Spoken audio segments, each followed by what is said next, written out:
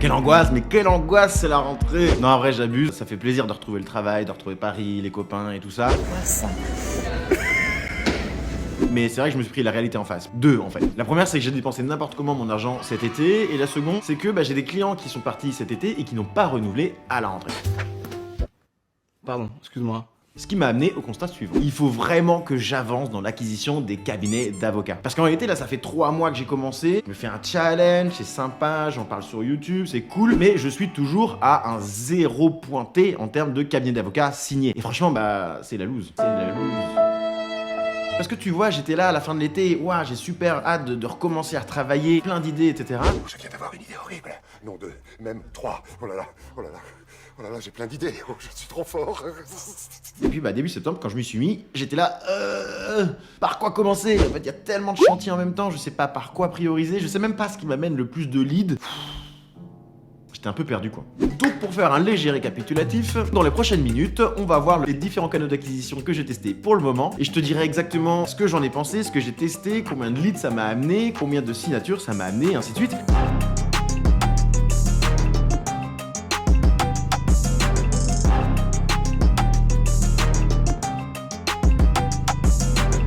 Pour tous ceux qui rejoignent la chaîne, en juin dernier, je me suis lancé un défi, celui de me positionner uniquement sur les cabinets d'avocats. Et donc moi, qu'est-ce que je vends? Je leur vends un abonnement mensuel qui leur permet d'arriver premier sur Google, que ce soit grâce au référencement payant, donc les publicités, ou alors le référencement nature. Pour te récapituler un petit peu toutes les étapes par lesquelles je suis passé, la première étape, ça a été d'avoir un maximum de clients pour obtenir un maximum d'expérience. Donc au début, je prenais des e-commerçants, des paysagistes, des avocats, tout type de clients. La seconde chose, ça a été d'analyser tous ces clients-là et de trouver là où j'avais la meilleure rentabilité. Et la troisième étape, ça a été donc de définir mon positionnement uniquement sur les cabinets d'avocats et de commencer des chantiers de canaux d'acquisition. Au début, voilà, j'avais pas vraiment de stratégie. Je me suis juste dit, on va commencer un petit peu dans n'importe quel sens et on verra bien ce qui fonctionne le plus. Et donc en cette rentrée, j'en suis là, il va falloir que je détermine, que j'analyse tous ces débuts de chantier pour établir une vraie stratégie digne de ce nom. Donc la première étape pour faire cette analyse, ça a été déjà de retrouver combien de leads concrètement j'ai eu et où les attribuer. Et en réalité, c'était beaucoup plus difficile que ce que je pensais parce que mes notes sont totalement décentralisées. Il a fallu dans un premier temps que je regarde mes échanges par mail, mon LinkedIn et mon calendrier, ça suffisait toujours pas. Et là, je me suis rappelé que j'avais fait des pages Notion dans lesquelles j'écrivais, j'avais une prise de notes des échanges que j'avais. Et c'est à ce moment-là que je me suis dit, plutôt que de refaire cette recherche à chaque fois que je veux faire une analyse,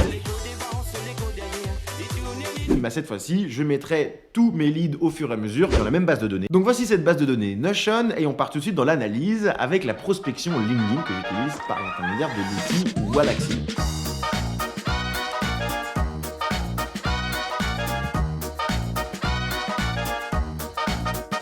Donc en prospection LinkedIn, j'ai lancé en tout 2 campagnes avec 2 stratégies de copywriting différentes. Je trouve que c'est assez peu en réalité parce que on est limité à 15 envois de contacts par jour pour éviter d'être shadowban par LinkedIn. Il n'empêche, en tout, ça m'a permis d'envoyer 600 invitations LinkedIn. J'ai une campagne à 7% de taux d'acceptation et une autre qui est à 12% de taux d'acceptation. En termes de leads, ce que ça m'a ramené, ça m'a ramené 4 leads, donc c'est pas si mal on va dire. Sauf que ces leads-là, ils étaient pas du tout qualifiés. Des millions. Des millions, vous êtes charmante. Vous voyez ce que ça fait déjà 1 million, Larmina? Je sais pas si tu te rappelles l'histoire de l'avocate qui était rouge, mais en gros, voilà, ça a amené que des personnes comme ça qui n'avaient pas vraiment envie de me parler. Et c'est bien normal parce que c'est quand même de la prospection totalement à froid. Donc la conclusion de ce canal d'acquisition de la prospection LinkedIn, il est un peu triste. Ça marche pas vraiment, c'est super long. Seul point positif que je vois, et c'est la raison pour laquelle je vais continuer, c'est que ça me permet d'avoir de nouveaux contacts d'avocats dans mon réseau LinkedIn, qui fait qu'ils se retrouvent parmi les gens qui voient au quotidien tous mes posts LinkedIn. Et donc justement, la transition est parfaite puisqu'on va pouvoir passer au second canal d'acquisition.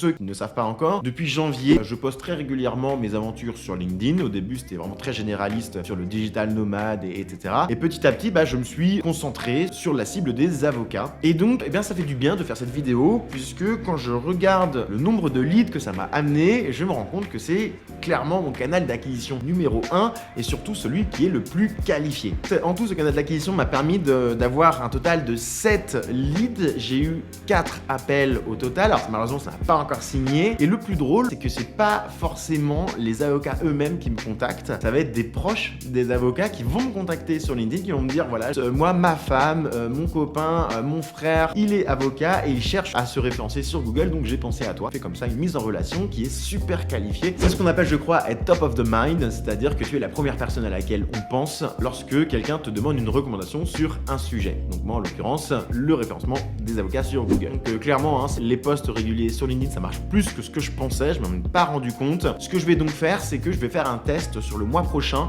en essayant de me consacrer exclusivement au cabinet d'avocats. Jusqu'ici, je parlais un peu de tout, digital nomade, de ma vie d'entrepreneur et ainsi de suite. Non, maintenant, je vais essayer de faire un test sur un mois, d'apporter de la valeur ajoutée, mais énorme, uniquement aux avocats. Et on va voir ce que ça donne au bout d'un mois.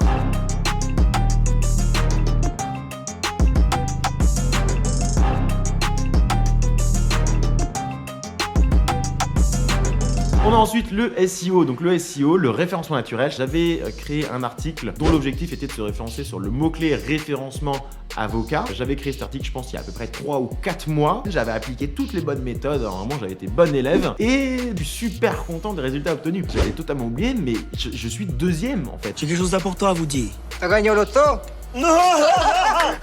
Deuxième, voire premier sur le mot-clé référencement avocat en 3-4 mois. C'est dingue comme résultat obtenu. Je pense pas que c'était possible. En termes de résultats, concrètement, j'ai pas énormément de leads. J'ai pas du tout de signature, mais j'ai quelques clics et je me dis qu'en plus, tu as la newsletter qui apparaît sous une forme de pop-up. Ça peut donc être un bon funnel par la suite. Je me mets donc dans mes notes de venir rédiger comme ça davantage d'articles positionnés sur des mots-clés ultra précis, d'appliquer tout simplement la même méthode que j'ai fait pour mon premier article.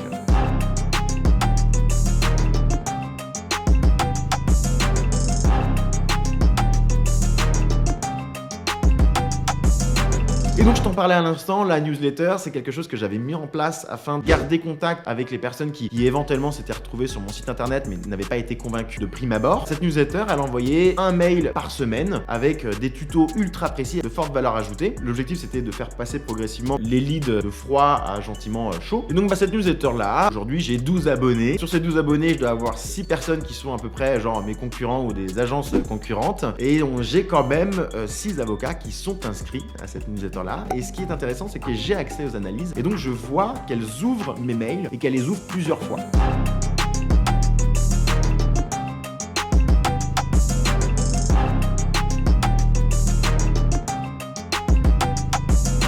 On arrive maintenant à YouTube, le canal d'acquisition YouTube. Alors c'est vrai que j'ai fait que 3 ou 4 vidéos qui sont à destination des avocats. Ça m'a ramené clairement 0 lead, enfin du moins personne ne m'a jamais vraiment appelé par cet intermédiaire là. Mais je vais plutôt te parler des vidéos que je fais actuellement où je te parle à toi. Parce qu'en fait le fait de raconter mon histoire de freelance chaque semaine, eh bien ça a fait que certaines personnes de mon audience, donc vous qui me regardez, m'ont contacté sur LinkedIn pour me dire écoute, je suis tes vidéos, machin, c'est super.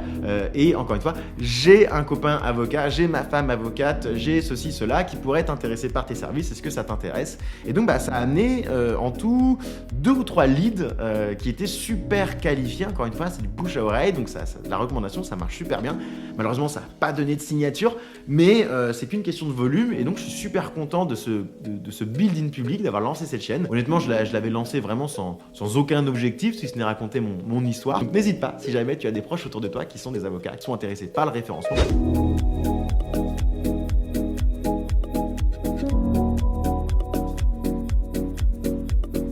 Et j'avais à un moment donné, donc en juin-juillet, contacté toutes les personnes sur Malte et sur LinkedIn qui étaient des freelances sur la cible des avocats. Donc il y avait des rédacteurs, il y avait des gens dans le SEO, etc.